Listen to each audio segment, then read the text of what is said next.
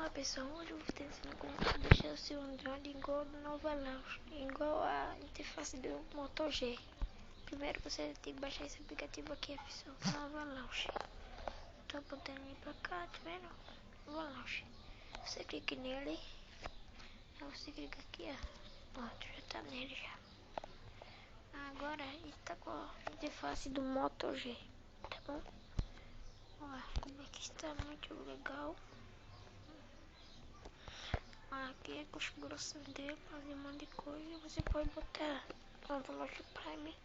Esse aplicativo você baixa na Play Store, tá pessoal? Aqui ó, dá uma mostradinha pra vocês.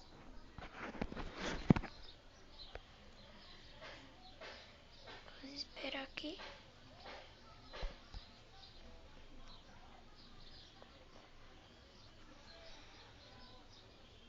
E meu Play Store também eu vi, pessoal, por isso que tá demorando de carregar. No meu caso do Launch também carregou agora. Então vamos procurar aqui, ó. Procura aqui logo Nova Launch.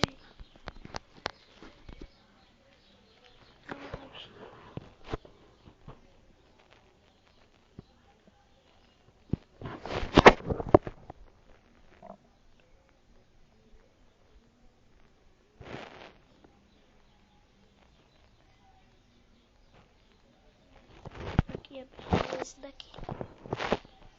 Você pode baixar o programa. Você precisa pagar, né? Como você botar, já vai estar normal aqui nele. Pra você deixar com a tela normal, você vai ter que vir em ajustes. Tela inicial, deixa eu ver aqui. Aqui, selecionar a página inicial. Selecionar o início, aí você só já tá selecionado. É só isso, então obrigado. E se inscreva no meu canal. E quem gostou, então.